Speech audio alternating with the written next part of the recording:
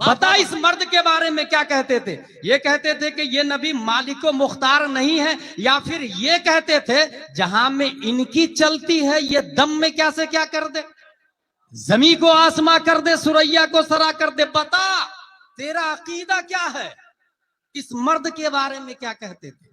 अच्छा, उसमें यह आया है कि उस मर्द के पास एक रजिस्टर होगा, और ये कौन सी हदीस शरीफ से साबित है।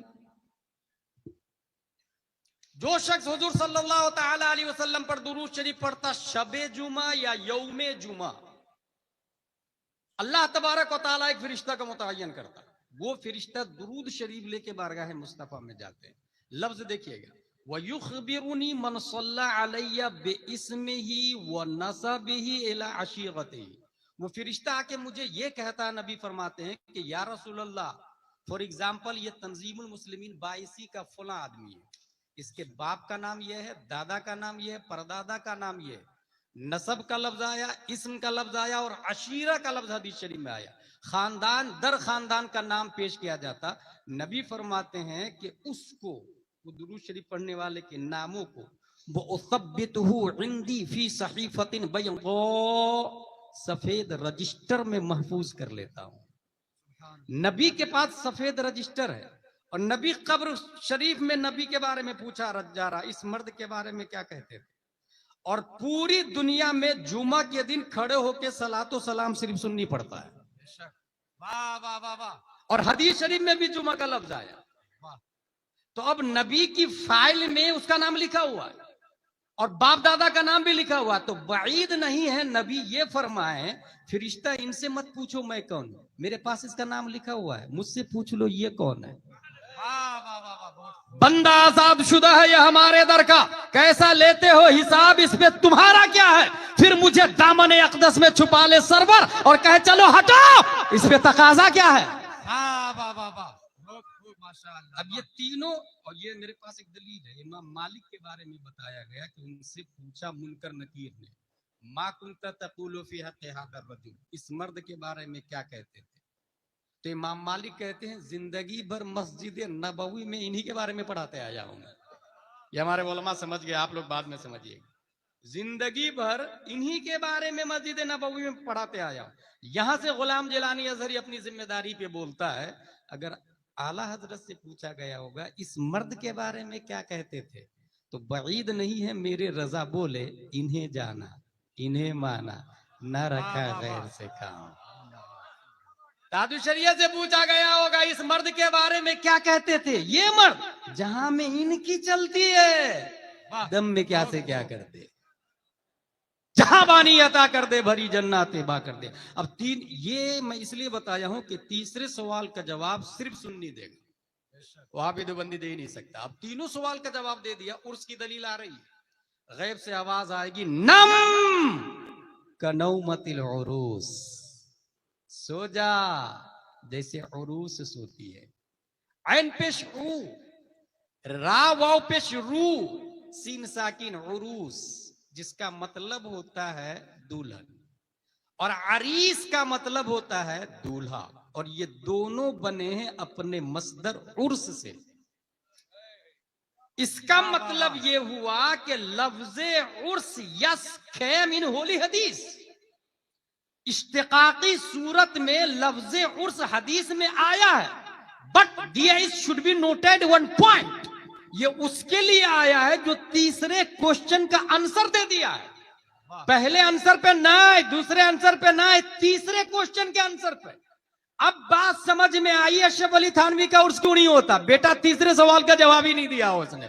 रशीद अहमद गंगोही का उर्स नहीं होता, तीनों सवालों का जवाब नहीं दिया। कासिम नानोतवी का उर्स नहीं होता, तीनों सवालों का जवाब नहीं दिया। खलील अहमद अम्बेडवी का उर्स नहीं होता, तीनों सवालों का जवाब नहीं दिया। तीनों का सवालों का जवाब अहमद रजा खान ने दिया है, उर्स रजवी होता है। तीनों सवालों का जवाब मुफ्ती आजम ने दिया है, उर्स नूरी हो रहा है। तीनों सवालों का जवाब हुजूर तहसीन मिल्लत ने दिया है, उर्स तहसीनी हो रहा है। तीनों सवालों का जवाब हुजूर मुफ्ती रहमत अलैहि रहमान ने दिया, आज उनका उर्से कलीमी हो रहा है। नारे तकबीर, नारे रिसालत, मसलक आला हजरत उर्से नूरी मुफक्किर इस्लाम हजरत अल्लामा मुफ्ती गुलाम जिलानी साहब किबला, नारे तकबीर, नारे रिसालत। वाह वाह वाह वाह, बहुत खूब माशाअल्लाह। 1858 सैयद किफायत अली काफी को फांसी पर चढ़ा दिया गया। 1858 ही में मौलवी अहमदुल्ला शाह फैजाबादी को कत्ल कर दिया गया। 1859 में अल्लामा फजल खैराबादी को अंडमान निकोबार भेज दिया गया। मैं जाके देख करके आया हाजिरी बीदी बारगाह में। 1859 में मोहम्मद बख्त खान बिजनौरी को कत्ल कर दिया गया।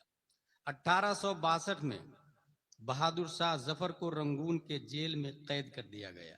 ये सब इसलिए कि इन लोगों ने अंग्रेज के खिलाफ जिहाद का फतवा दे दिया।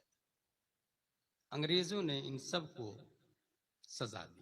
ऐन इसी मौके पर जब सुन्नी उलमा जिहाद का फतवा देके अंग्रेजों के हाथों दारो रसन के फंदे को चूम रहे थे, विक्टोरियाई दलाल अशरफ अली थानवी, रशीद अहमद गंगोही, कासिम नानोतवी हुजूर सल्लल्लाहु ताला अलैहि वसल्लम की शान में तौहीन करके नई किताब लिख करके अंग्रेजों के यहाँ पेश कर रहे थे।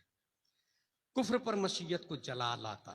10 शव्वाल 1272 हिजरी 14 जून 1856 ईस्वी में तसर्रुफात की करवटें दिलाता हुआ नकी अली खां की पीठ से बरेली की धरती पर इमाम अहमद रजा खान को पैदा फरमा दिया। सुभान अल्लाह, सुभान अल्लाह। इमाम अहमद रजा खान कलम उठाते हैं, सिर्फ और सिर्फ फातिहा पर 3 किताबें लिखी। अल हुज्जतुल फायहा, अल बारिक़तुश शारिका, नशातुस सिक्कीन। तबर्रुक हासिल करना जायज है बुजुर्गान दीन से, इन पर 2 किताब लिखी, बदरुल अनवार और बिर्रुल मकाल। और रद्दे गैर मुक़ल्लिदियत पर तकरीबन 21 किताबें लिखी है आला हजरत रज़ियल्लाहु अन्हु। 21 किताबें। फतावा रज़विया शरीफ 30 जिल्दों में है, ठीक है। और 30 जिल्दों में फतावा रज़विया शरीफ से पहले अगर फतावा हिंदिया को आप देख ले, जो गालिबन 6 जिल्दों में है, तकरीबन 500 के आसपास उलमाए किराम ने लिखा है। औरंगजेब अली रहमा का कारनामा है, वो अकेला आला हजरत ने फतावा रज़विया लिखा है। और फतावा हिंदिया लिखने वाले उलमा को औरंगजेब अली रहमा सैलरी दे रहे थे, बदले में वो लोग लिख रहे थे। अल्लाह जज़ाए खैर दे, अच्छा काम। आला हजरत से कह दिया कि आपको भी सैलरी दे दी जाएगी, बस शर्त ये है कि बादशाह और राजाओं और नवाबों का जिक्र खैर भी कर दीजिए अपने रिसाले में। फरमाते हैं करूं मदह अहले दो वल रजा, पड़े इस बला में मेरी बला, मैं गदा हूं अपने करीम का, मेरा दीन पा रहे ना नहीं। नई तारीफ। किताब छपे या नहीं छपे, फतावा रज़विया आला हजरत ने नहीं छपवाया, याद रखिएगा। बहुत सालों के बाद हाफिज अब्दुल रऊफ बलियावी अली रहमा मेहनत शाक़ा, उनके बारे में ये बताया जाता है कि फतावा रज़विया के पेपर को दीमक खा गया था, कुछ अल्फाज भी कट गए थे, तो वो अपनी सलाहियतों की बुनियाद पर कहते थे कि आला हजरत ने इस कलेमा के बाद यही लफ्ज लिखा होगा। कितना इल्म चाहिए इसके लिए, कितना ज़हन चाहिए इसके लिए। किसी ने कहा है मुझे कि अगर अब्दुल रऊफ बलियावी अलैहि रहमो को लेबोरेटरी में बैठा दिया जाता तो वो हेलीकॉप्टर बना लेते। इतने जीनियस आदमी थे। हासिल ये कि फतावा रज़विया छपे या ना छपे इसकी फिक्र नहीं है, किताब तो लिख दी मैंने, लेकिन बादशाहों की तारीफ करके दीन को खिलौना नहीं बनाने वाला मैं। यह आला हजरत रज़ियल्लाहु ताला अन्हु की जात है। 1896 दुनिया में सबसे पहले जिसने टोपोलॉजी का नजरिया पेश किया इमाम अहमद रजा खान की जात है। 1908 ईस्वी दुनिया में सबसे पहले जिसने लेप्रोसी नन कम्युनिकेबल डिसीज की डिस्कवरी की थी इमाम अहमद रजा खान की जात है। 1909 ईस्वी दुनिया में सबसे पहले जिस साइंटिस्ट ने साउंड सिस्टम पर अल-कश्फ शाफिया लिखा इमाम अहमद रजा खान की जात है। 1915 ईस्वी दुनिया में सबसे पहले जिस साइंटिस्ट ने फ्लूइड डायनामिक्स समेत नाम व शरई हुक्म के साथ पानी की 350 किस्में की थी इमाम अहमद रजा खान की जात है। 1916 ईस्वी दुनिया में सबसे पहले जिस साइंटिस्ट ने मिनरल फिजिक्स, मिट्टी और पत्थर की बाबे तयम्मुम में 311 किस्में की है, इमाम अहमद रजा खान की जात है। 1919 ईस्वी दुनिया में सबसे पहले जिस साइंटिस्ट ने अल कलिमतुल मुल्हिमा लिखकर एटमी पावर पर 5 दलीलों से न्यूटन और आइंस्टाइन का जनाजा निकालकर जेरे जमी बुतलान के कफन में हमेशा के लिए दफन कर दिया, इमाम अहमद रजा खान की जात है।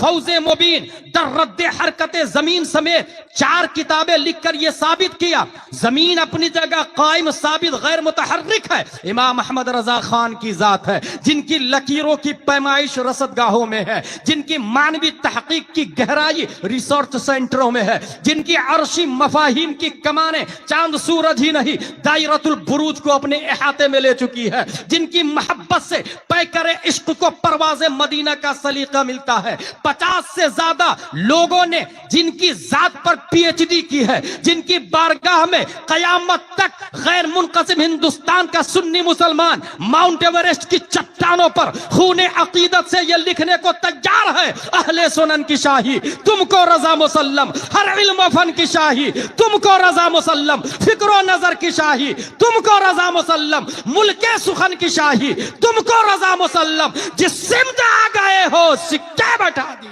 नारे तकबीर, नारे रिसालत, उर्से नूरी, मुफक्किर इस्लाम हजरत अल्लामा मुफ्ती गुलाम जिलानी अजहरी, नारे तकबीर, नारे रिसालत।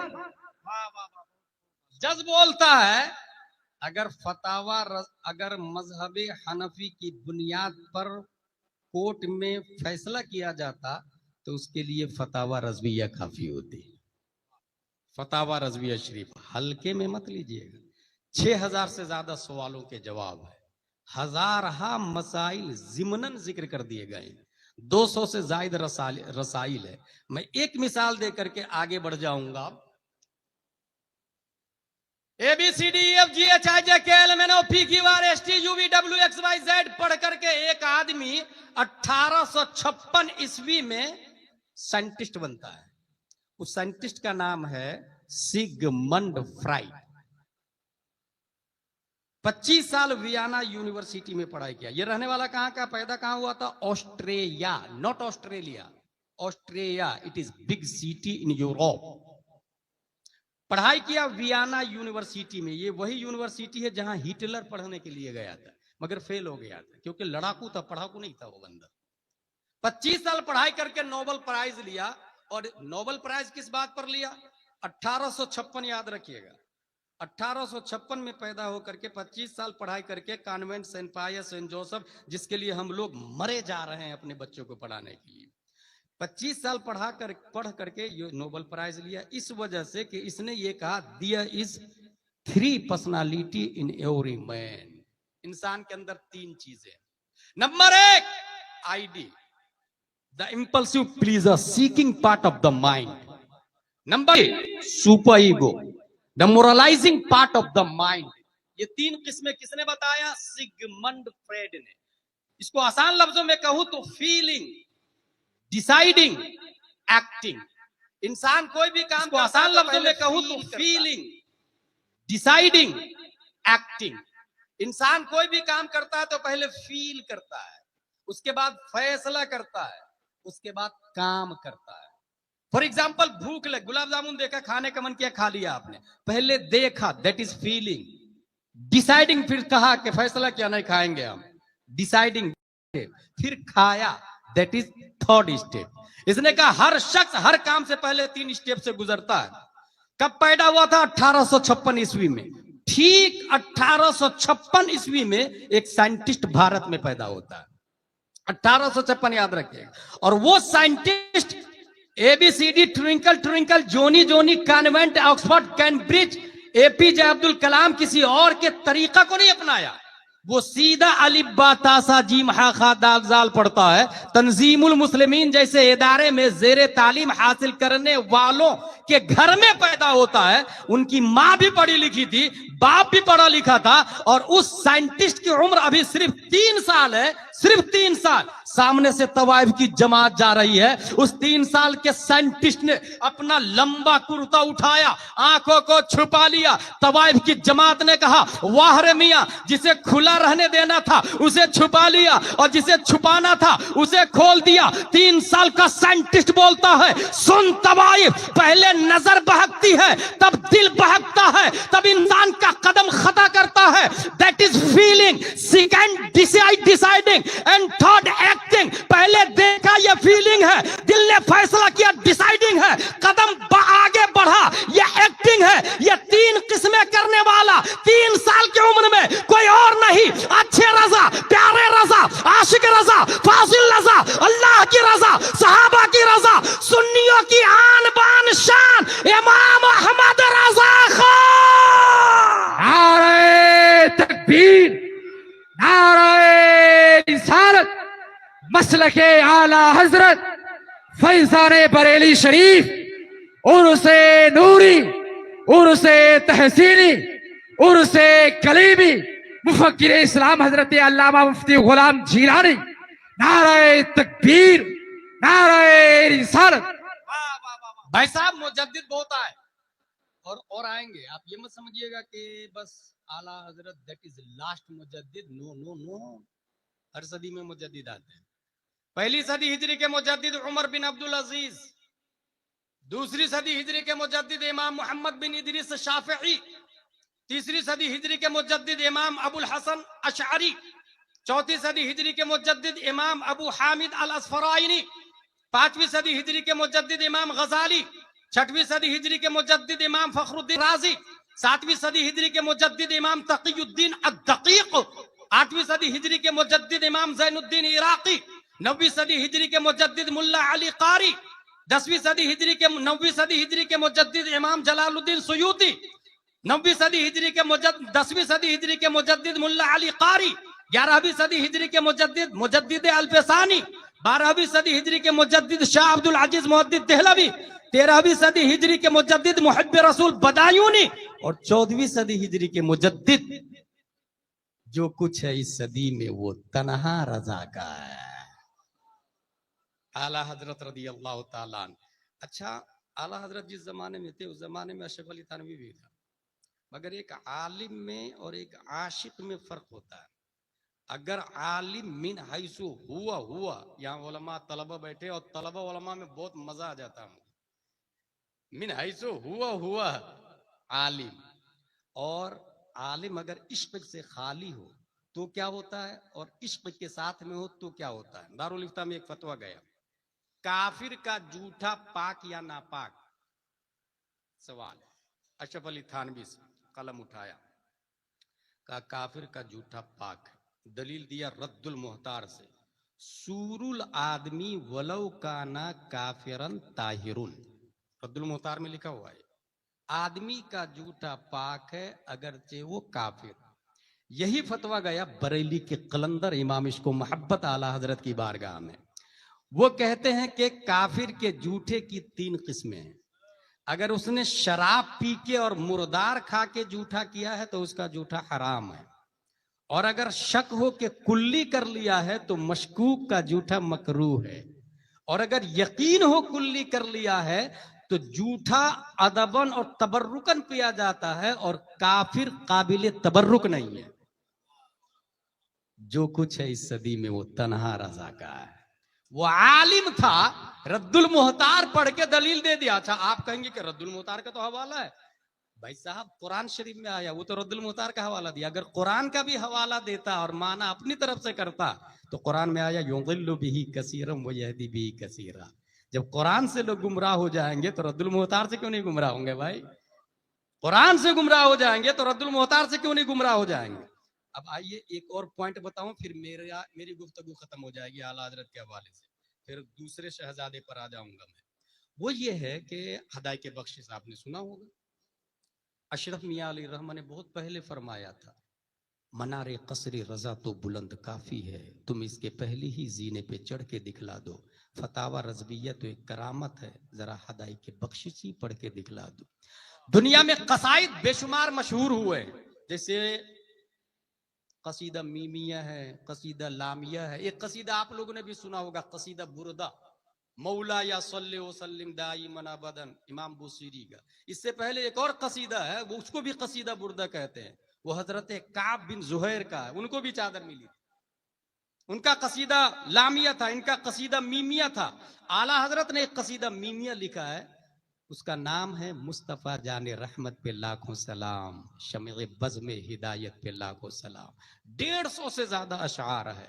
इस कसीदे की शोहरत के मुकाबिल में अभी तक कोई कसीदा नहीं आ पाया। जो मुल्क वाले तर्जमा नहीं जानते, माना नहीं समझते, भाई भाई अफ्रीका वाले आप क्यों पढ़ रहे मुस्तफ़ा जाने रहमत पे लाखों सलाम, समझ में आ रहा कुछ? बोले समझ में नहीं आ रहा, लेकिन मजा जरूर आ रहा है। 150 से ज्यादा अशार। एक कसीदा आला हजरत का मशहूर हुआ है, कसीदा मेराजिया। उस जमाने का बहुत बड़ा शायर है, शायर का नाम है मोहसिन काकोरवी। वो अपना कसीदा मेराजिया लेकर के आला हजरत की बारगाह में पहुंचे और कुछ अशार सुनाए। आला हजरत ने सुने और कहा क्या बस असर के बाद मेरा कसीदा मेराजिया सुनिएगा। उससे पहले लिखा नहीं था आला हजरत ने, कहा असर के बाद मेरा कसीदा मेराजिया सुन लीजिएगा। असर के बाद फिर महफिल बैठी, आला हजरत फिल बदही सुनाना शुरू करते हैं कसीदा मेराजिया। वो सरवरे किश्वरे रिसालत जो अर्श पर जलवगर हुए थे, नए निराले तरब के सामा अरब के मेहमान के लिए थे। वहां फलक पर यहाँ जमी में रची थी शादी, मची थी धूमें, उधर से अनवार हंसते आते, इधर से नफात उठ रहे थे। उतार कर उनके रुख का सदका वो नूर का बट रहा था बाड़ा, कि चांद सूरज मचल मचल कर जबी की खैरात मांगते थे। नमाज अक्सा में था यही सिर कि आया हो माना अव्वलो आखिर, के सफ बस्ता है पीछे हाजिर जो सल्तनत आगे कर गए थे। यही समा था के पैके रहमत खबर ये लाया कि चलिए हजरत तुम्हारी खातिर कुशादा है जो कलीम पर बंद रास्ते थे। सुराग ऐनो मता कहां था, निशाने कैफो इला कहां था, न कोई साथी न कोई राही, न संग मंजिल न मरहले थे। हुआ ये आखिर के एक बजरा तमऊजे बहरे हु में उभरा, दना की गोदी में उनको लेकर फना के लंगर उठा दिए थे। मुहीत और मरकज में फर्क मुश्किल रहे न फासिल खतूते वासिल, कमाने हैरत में सर झुकाए अजीब चक्कर में दायरे थे। कमाना इमका के झूठे नुक्तो तुम अव्वल आखिर के फेर में हो, मुहीत की चाल से तो पूछो किधर से आए किधर गए थे। हाँ हाँ इनका बढ़ना तो नाम को था, हकीकतन फेल था उधर का। तनज़्ज़ुलू में तरक्की अफजा दना तदल्ला के सिलसिले थे। हाँ हाँ हिजाब उठने में लाखों पर्दे, हर एक पर्दे में लाखों जलवे। अजब घड़ी थी के वस्ले फुरकत जन्म के बिछड़े गले मिले थे। वही है अव्वल वही है आखिर, वही है जाहिर वही है बातिन, उसी के जलवे उसी से मिलने उसी से उसकी तरफ गए।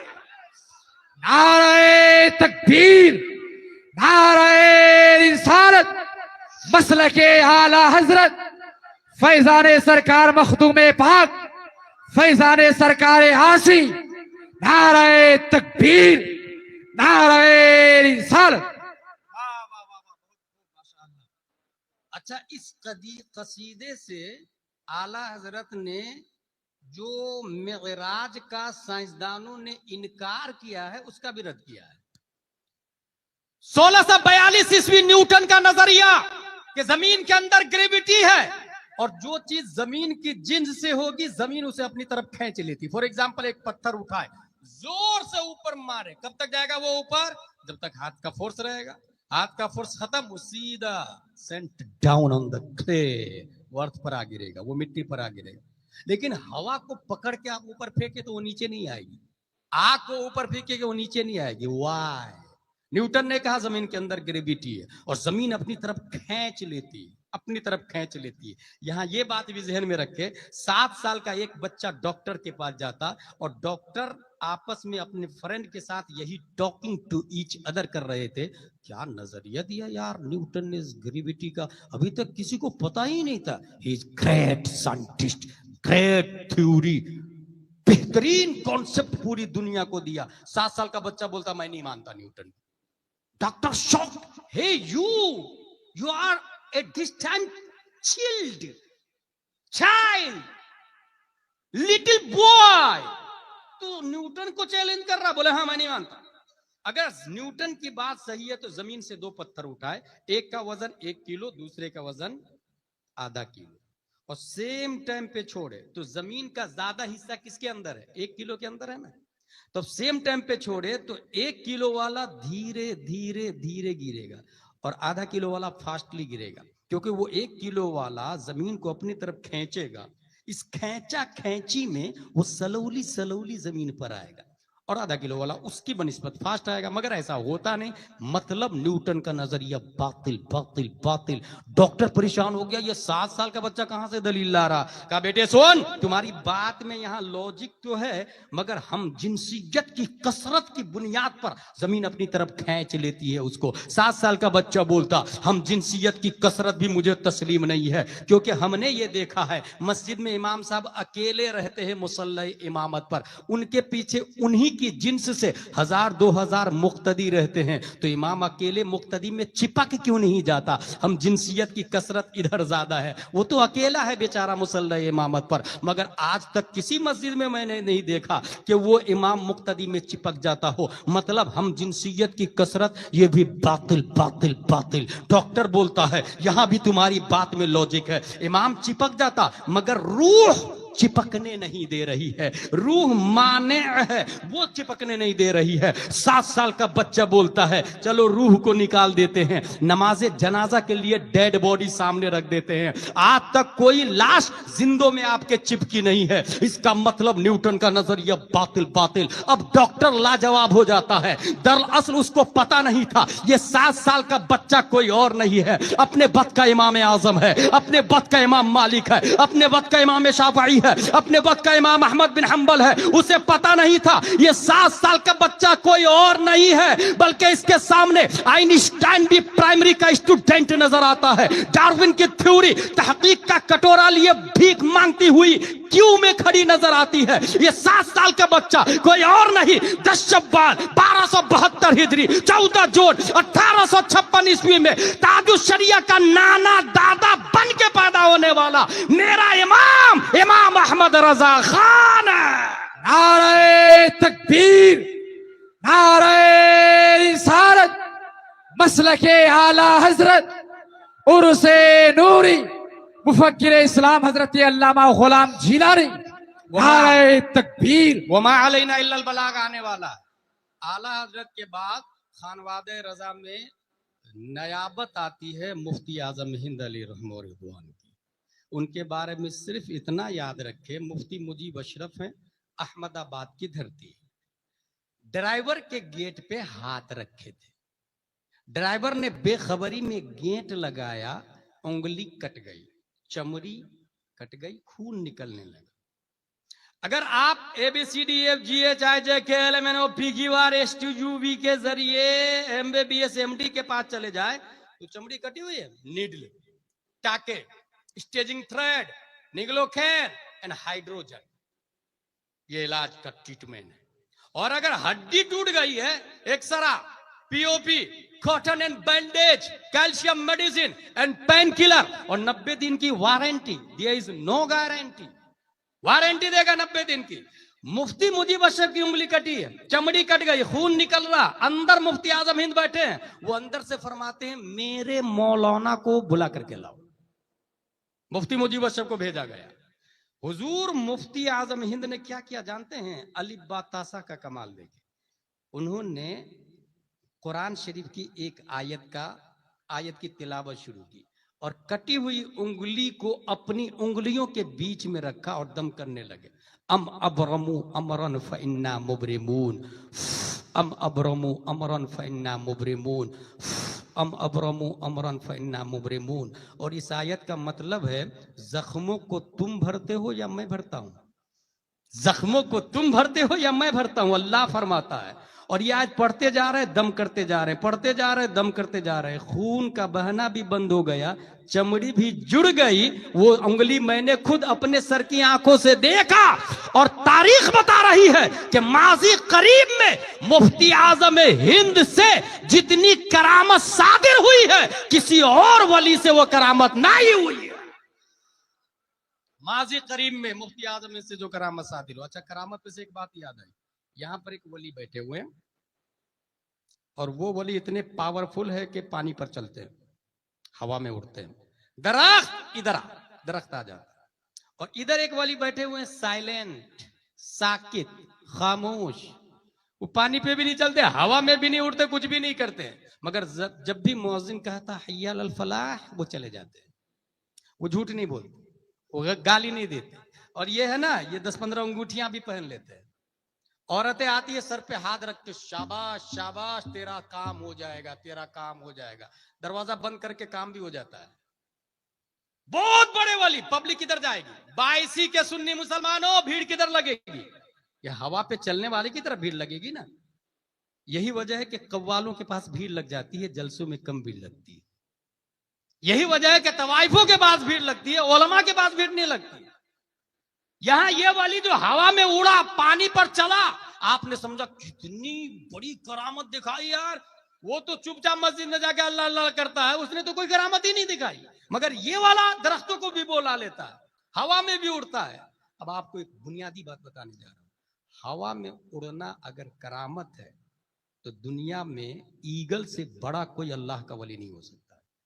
फिर से सुने मेरी बात, दुनिया में अगर हवा में उड़ना करामत है, तो ईगल, बाज, शाहीन, इससे बड़ा कोई अल्लाह का वली हो ही नहीं सकता। मच्छर और मक्खी भी अल्लाह के वली हो जाएंगे अगर हवा में उड़ना करामत हो। पानी पर चलना अगर करामत है, तो सबसे बड़ा अल्लाह का वली शार्क को होना चाहिए, डॉल्फिन को होना चाहिए, ब्लू व्हेल को होना चाहिए। अब करामत सबसे बड़ी किसको कहते हैं? तो किसकी दलील दूं मैं इस सिलसिले में? सीधा सबसे बड़े वली, पीरों के पीर, रोशन जमीर हुजूर सैयद अब्दुल कादिर जिलानी से पूछ लेते हैं। हुजूर, आप तो पीरों के पीर है, आप ही बताइए ना सबसे बड़ा वली कौन और सबसे बड़ी करामत क्या? तो वो जवाब देते हैं, करामतुल वली अन यकून कौलुहु व फिअलुहु मुताबिकन लिकौलिहि व फिअलिहि सल्लल्लाहु अलैहि वसल्लम। एक वली की सबसे बड़ी करामत यह है कि उनकी बात नबी की बात के मुताबिक हो और उनका काम नबी के काम के मुताबिक हो। इसका मतलब ये हुआ, ये इधर वाला अल्लाह का वली नहीं है, ये इधर वाला अल्लाह का वली है। क्योंकि अल इस्तिकामा फौकल करामा, शरीयत की पाबंदी करना ये सबसे बड़ी करामत है। यही वजह है कि अपने जमाने में इमाम हुसैन से बड़ा कोई अल्लाह का वली नहीं है, अपने जमाने में खादा से बड़ा कोई अल्लाह का वली नहीं है, गौस से बड़ा कोई अल्लाह का वली नहीं है। आला हजरत के जमाने में और भी अल्लाह के वली थे, मगर मुजद्दिद आला हजरत बने हैं। वो हवा में नहीं उड़े हैं, वो पानी पर नहीं चले हैं। हाँ, बल्कि उनका आलम यह है कि बुढ़ापे में जब मस्जिद नहीं जा पाते थे, पांव कमजोर हो गए थे, तो 2 आदमी को बुलाया, तू इधर से आ जा, आप इधर से आ जाओ, मुझे मस्जिद तक ले चलो ताकि जमात से नमाज पढ़ूं। साहिबों ने कहा, हुजूर बुढ़ापे में घर में नमाज पढ़ लीजिए, जमात आप पर वाजिब नहीं। तो वो कहते ये है, ये वो सुन्नत है जिसको जवानी में अदा नहीं कर सकता हूं मैं। क्योंकि नबी जब ज़ईफ हो गए थे जाहिरन, तो अबू बकर उमर को बाजू में लिया और उनके सहारे मस्जिद नबवी में पहुंचे। यही तो मौका है, एक तरफ जमात होगी, दूसरी तरफ मुस्तफा की सुन्नत जिंदा होगी। ये करामत है सबसे बड़ी। इसलिए आला हजरत हो। चले भाई, मुफ्ती आजम हिंद की बात हो गई है, आने वाला है। एक ताजुश शरिया की बात रह गई है। ताजुश शरिया अली रहमा के हवाले से एक खुद का मुशाहदा बता दूं। उड़ीसा में एक साहब ने मुझको बुलाया, तारीख ली, ज़ादे राह भी भेज दिया, पोस्टर निकला। पोस्टर में देखा ये उस आदमी का नाम है जिस पर ताजुश शरिया का फतवा है। कॉल किया, भाई आपके जलसे में मैं नहीं आऊंगा।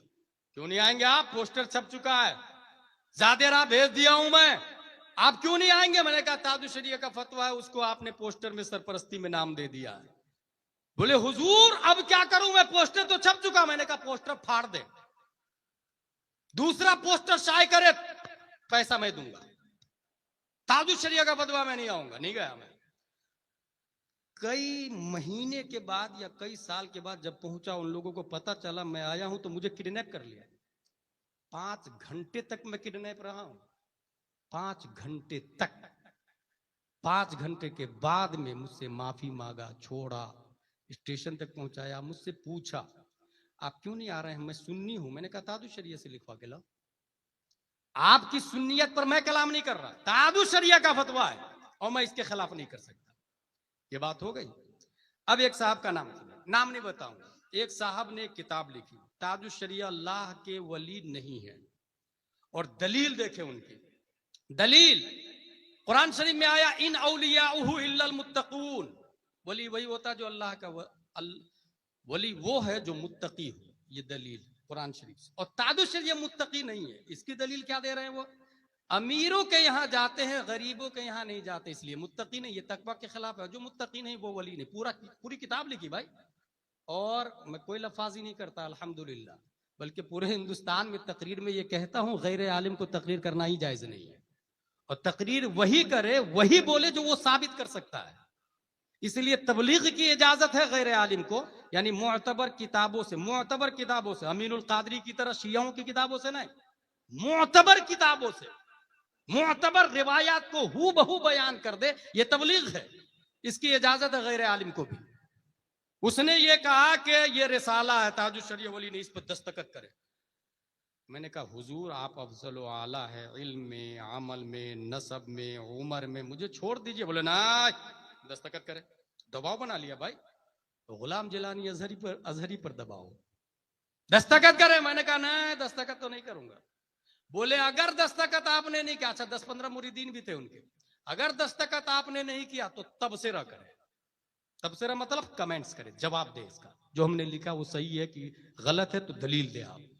मैंने कहा, फिर कहा हुजूर आप अफजल आला है इल्म में, उम्र में, क्योंकि मेरी आदत यह है अपने अकाबिर की तौहीन बर्दाश्त नहीं करता, नहीं तौहीन करता और नहीं तौहीन को बर्दाश्त करता है, और जो मसलके आला हजरत के खिलाफ है उसे छोड़ता भी नहीं हूं। हमने कहा हुजूर आप मुझे रहने दे, कहा नहीं तबसरा करे। जब तबसरा करने पर मजबूर किया तो नाचीज संभल के बैठा और कहा सुने आपका दावा है ताजुश शरिया वली नहीं, दलील है इन औलियाउहु इल्लल मुत्तकून, वली वो होता है जो मुत्तकी हो, और मुत्तकी न होने की दलील यह है कि अमीर की दावत पर जाते, गरीब की दावत पर नहीं जाते। सूरह बकरा आयत नंबर 2, हुदल लिल मुत्तकीन, खजाइनुल इरफान में मुत्तकी की 7 किस्में किया है। पहली किस्म जो कुफ्र से बचता हो, दूसरी किस्म जो गुमराही से बचता हो, तीसरी किस्म जो गुनाह कबीरा से बचता हो, चौथी किस्म जो गुनाह सगीरा से बचता हो, पांचवी किस्म जो मुश्तबा से बचता हो, छठवीं किस्म जो गैर की तरफ जो मकरू है, जो गुनाह सगीरा मुश्तबा से बचता हो, और नहा छठवीं किस्म जो नफसानी ख्वाहिश से बचता हो, सातवीं किस्म जो गैर की तरफ इल्तिफात से बचता हो। मैंने उस आलिम दीन से कहा आपने कौन सी किस्म मुराद लिया है बताइए। पहली कुफ्र, दूसरी गुमराही, तीसरी गुनाह कबीरा, चौथी गुनाह सगीरा, पांचवी मुश्तबा, और छठवीं किस्म नफसानी ख्वाहिश, सातवीं किस्म गैर की तरफ इल्तिफात। आपने कौन सी किस्म मुराद ली है? मुत्तकी में यहां तकवा का कौन सा माना मुराद लिया है? अगर आपने सातवीं मुराद ली है तो मैं पांचवी के हिसाब से ताजुश शरिया को वली मानता हूं। अगर आपने पांचवी मुराद ली तो मैं चौथी के हिसाब से वली मानता हूं। अगर आपने चौथी मुराद ली तो मैं तीसरी के हिसाब से वली मानता हूं।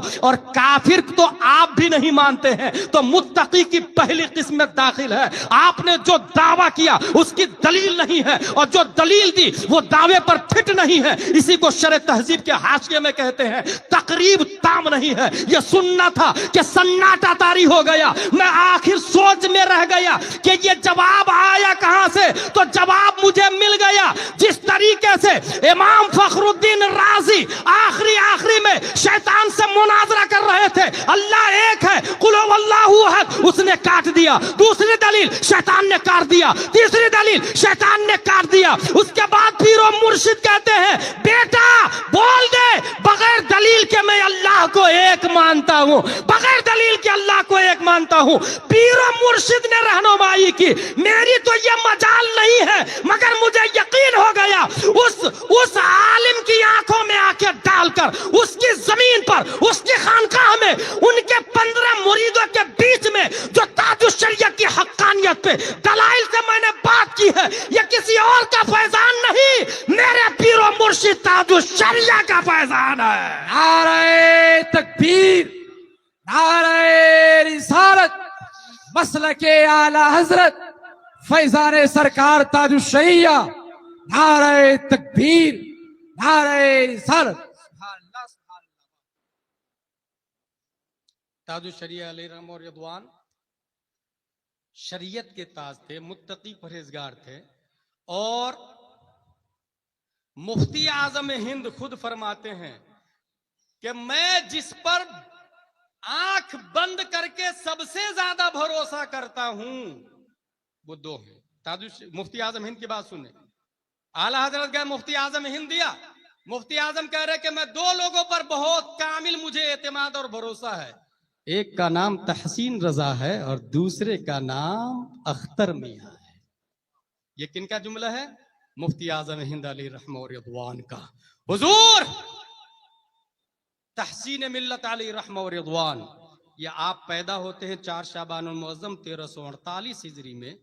आपका नसबनामा, चूंकि हुजूर रिजवान में आ रहे हैं, ये उन्हीं के शहजादे हैं, इसलिए मैं उनके बारे में बता दूं। आपका नसबनामा इस तरह है।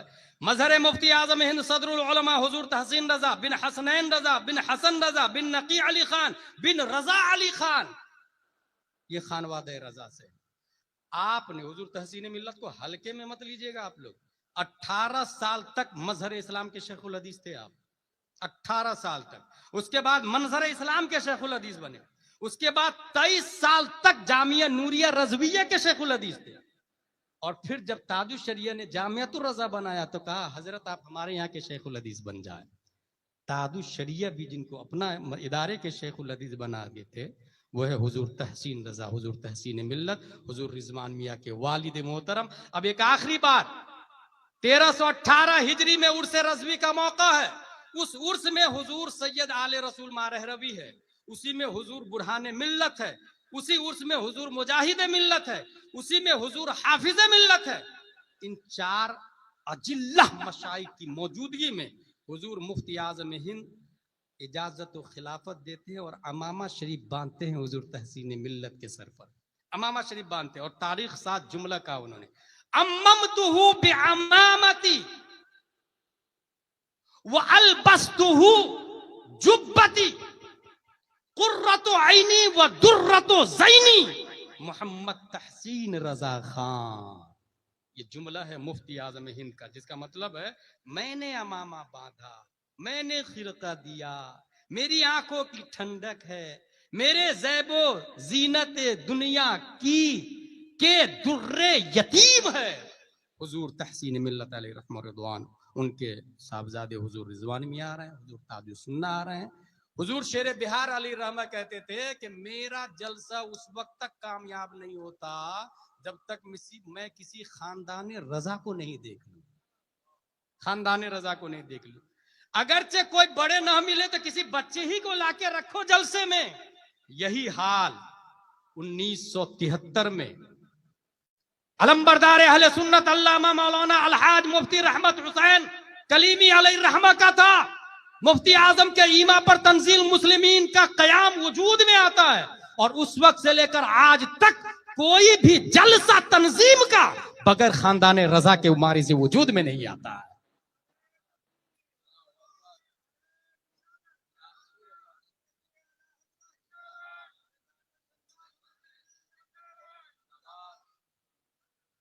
हुजूर अलहाज मुफ्ती रहमत हुसैन अलैहि रहमा के बाद उनके शहजादे अलमबरदार अहले सुन्नत हजरत मौलाना मोहम्मद कासिम रजा आते हैं, मुफ्ती मुजफ्फर हुसैन अलैहि रहमा आते हैं और इस वक्त दामादे अलमबरदार अहले सुन्नत अल्लामा मौलाना हसनैन रजा नाजिम आला व मुहतमिम इदारा हादा वो जुमला मुदर्रिसीन जो मुआविनीन है।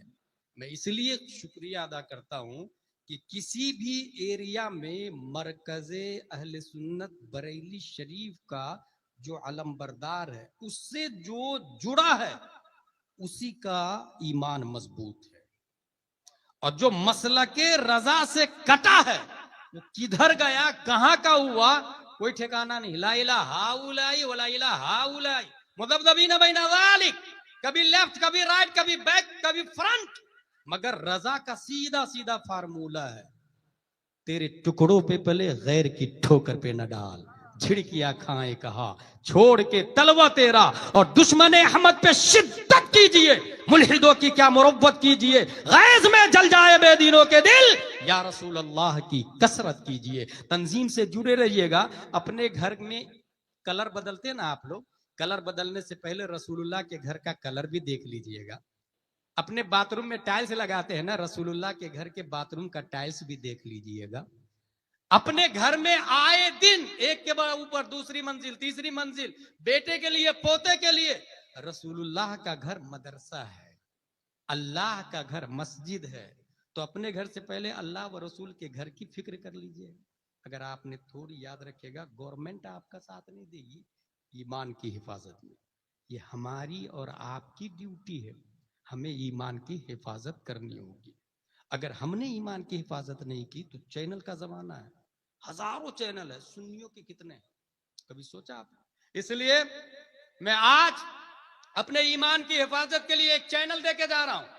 सब लोग अपना अपना मोबाइल निकाले, सुन्नी चैनल का नंबर नोट करें, और वो चैनल मेरा है और यूट्यूब चैनल नहीं है, पैसा कमाने के लिए नहीं है। अकीदे की हिफाजत के लिए हमने ऑडियो चैनल खोला है और उस ऑडियो चैनल के जरिए रोजाना 3 मिनट 4 मिनट अकीदे पर गुफ्तगू करते हैं। और उस चैनल का बुनियादी पैगाम है, सुलह कुल्ली नबी का नहीं सुन्नियों, सुन्नी मुस्लिम है सच्चा नबी के लिए। नंबर उस चैनल का ये है, नंबर नोट करें, मोबाइल निकालिएगा, व्हाट्सएप वाला नंबर है। नंबर पे ये लिखिएगा कि मुझे अपने चैनल का लिंक भेजिए, इतना मैसेज भेजना है। उसके बाद जिसने ये मैसेज भेजा उसको मेरी चैनल का लिंक दूंगा, जिसने नहीं भेजा उसको नहीं दूंगा। नंबर